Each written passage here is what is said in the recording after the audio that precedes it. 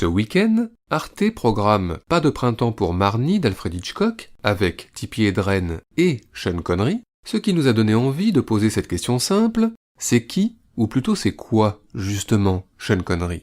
Voici notre réponse, subjective, en 10 petites madeleines.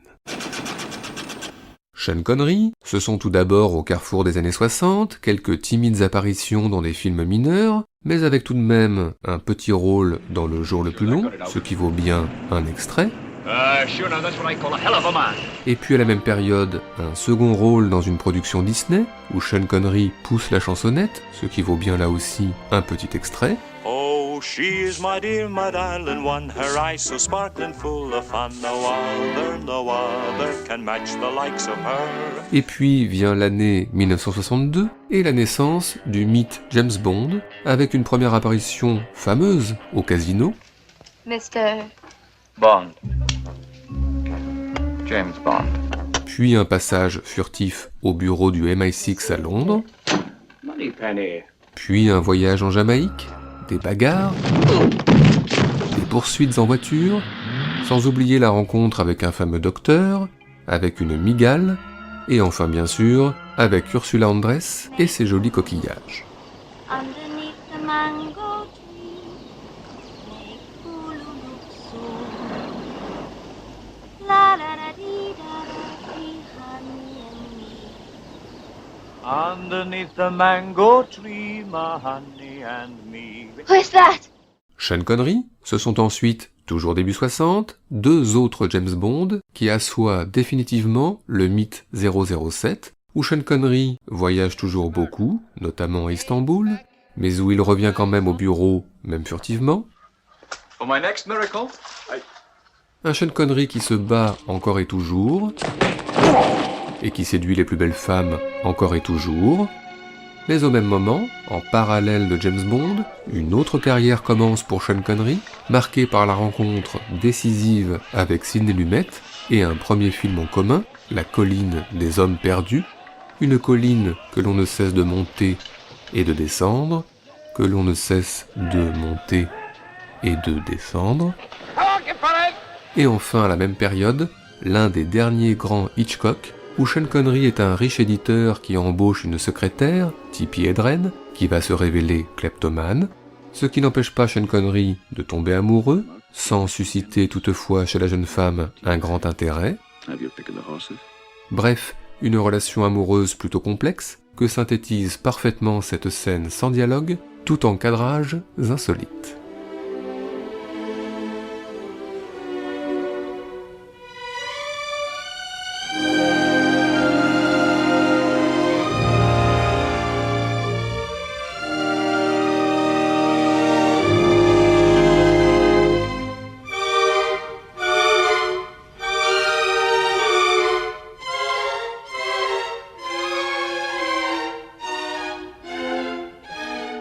Sean Connery, c'est ensuite à la fin des années 60, la routine James Bond qui continue, avec de nouveaux films et la poursuite des passages obligés, voyages exotiques, affrontements avec les méchants les plus vils, I am Ernst Stavro Blofeld.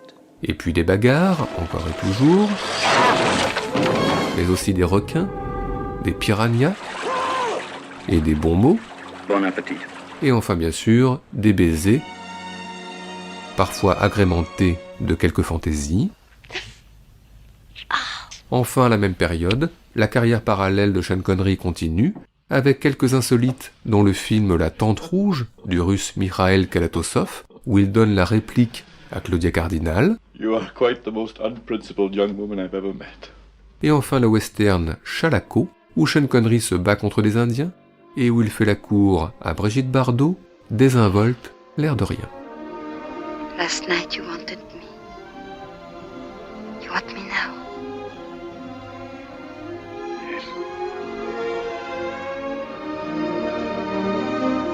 Sean Connery, c'est ensuite au début des années 70, un Martin Ritt où il incarne un mineur revendicatif à la fin du 19e siècle, puis une deuxième collaboration avec Sidney Lumet pour le dossier Anderson, où Sean Connery incarne un gentleman cambrioleur qui prend sous son aile Christopher Walken, tout jeune. Kid, did I scare you? un film qui décrit, au passage, les prémices d'une Amérique paranoïaque où tout le monde surveille tout le monde. Et puis à la même période, le délirant Zardoz de John Borman, avec un masque de pierre qui vole, Sean Connery et sa saillante moustache et sa saillante tenue rouge, mais aussi Charlotte Rampling toute de vert vêtue, et puis un mariage plutôt insolite, sans oublier des séances de transe, et enfin pour respirer un peu, un joli baiser entre elle et lui sur la 7e de Beethoven.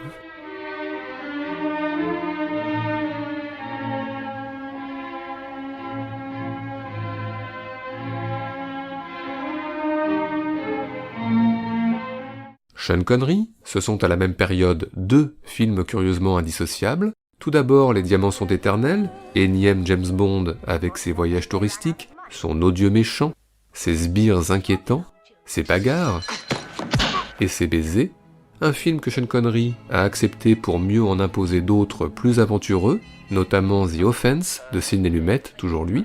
Un film étouffant, avec des crimes pédophiles, un suspect et un enquêteur sur les nerfs, ponctué par des audaces formelles encore surprenantes aujourd'hui, notamment un ralenti en ouverture, long de près de 5 minutes, sur la musique contemporaine d'Harrison Birtwistle.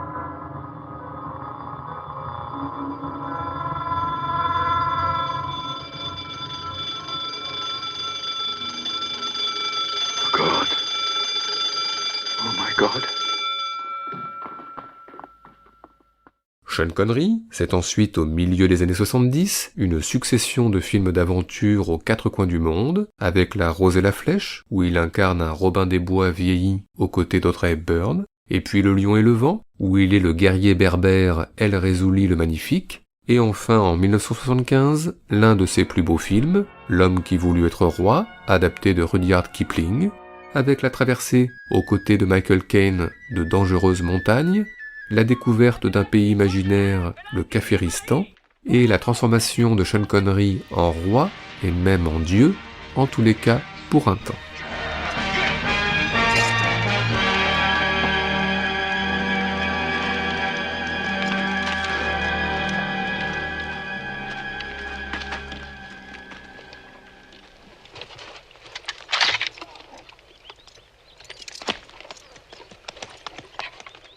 Sean Connery, c'est ensuite au début des années 80, un Peter Iams dans Les Étoiles, et un Fred Zinman dans Les Nuages, et puis l'un des tout premiers Terry Gilliam, Bandit Bandit, où il incarne pendant la guerre de Troie le roi Agamemnon, en toute simplicité.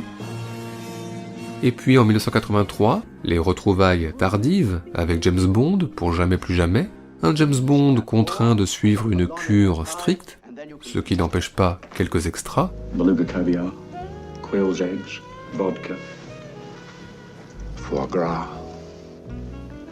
Du coup, la forme revient, voyage, requin, bagarre, une petite pause, poursuite, face à face avec Klaus Maria Brandauer, et tango avec Kim Basinger.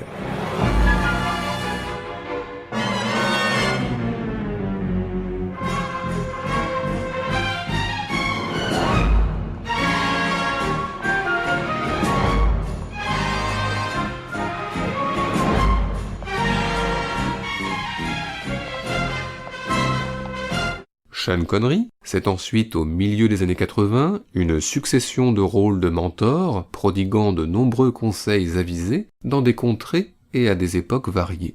Aux côtés de Christian Slater en Italie au XIVe siècle dans Le Nom de la Rose, I don't like this place. Really?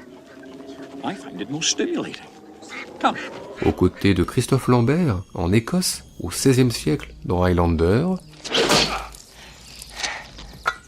Crude and slow, clansman. Your attack was no better than that of a clumsy child. ou aux côtés bien sûr de Kevin Costner alias Elliot Ness à Chicago dans les années 30 dans Les Incorruptibles. Want to get Capone? Here's how you get him. He pulls a knife, you pull a gun. He sends one of yours to the hospital, you send one of his to the morgue. That's the Chicago way. And that's how you get Capone. Now, do you want to do that? Are you ready to do that? Sean Connery, ce sont ensuite au carrefour des années 90, des retrouvailles avec Sidney Lumet aux côtés de Dustin Hoffman et Matthew Broderick, et puis 2 films liés à la Russie, à la poursuite d'Octobre Rouge, où il incarne un commandant soviétique essayant de passer peut-être à l'ouest et s'exprimant en russe en toute sobriété. Et puis La Maison Russie, d'après John le Carré, où il tombe amoureux à Moscou de Michelle Pfeiffer en une rencontre, bien aidé par la musique de Jerry Goldsmith. And you must be Mr. Bali. Yes, indeed, the same. Enfin, bien sûr, en 1989, Sean Connery est le professeur Henry Jones, c'est-à-dire le papa d'Indiana Jones, un papa aux ressources insoupçonnées.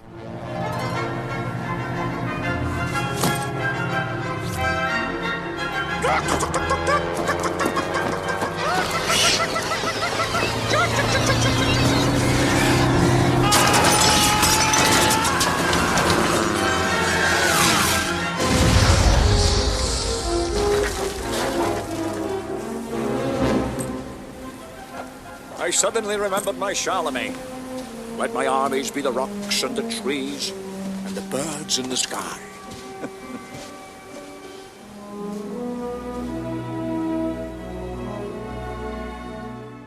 Enfin, Sean Connery, ce sont des années 90 marquées par un net retour au cinéma d'action, avec entre autres The Rock de Michael Bay et une apparition en prison très Michael Bay,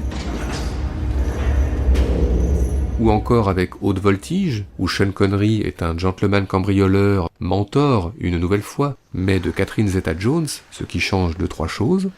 Sans oublier Cœur de Dragon, avec Dennis Quaid, où Sean Connery prête sa voix au dragon. Do you delight in reminding me? Yes, Knight. I do long for death. Et puis début 2000, à la rencontre de Forrester de Gus Van Sant, son dernier grand rôle en écrivain ermite, ne quittant jamais son appartement. Un film qui, d'une certaine façon, met en scène la retraite anticipée que Sean Connery a décidé de prendre en 2003, car oui, cela fait maintenant 13 ans que nous n'avons pas vu de nouveaux films avec Sean Connery, nous laissant tout penaud avec nos questions. Dis, quand reviendras-tu? Dis, au moins le sais-tu que tout le temps qui passe ne se rattrape guère, que tout le temps perdu ne se rattrape plus. Le printemps s'est enfui depuis longtemps déjà, craquent les feuilles mortes, brûlent les feux de bois. À voir Paris si beau dans cette fin d'automne, soudain je m'alanquille, je rêve, je frissonne, je tangue, je chavire, et comme la rengaine, je vais, je viens, je vire, je tourne, je me traîne. Ton image me hante, je te parle tout bas, et j'ai le mal d'amour, et j'ai le mal de toi. Dis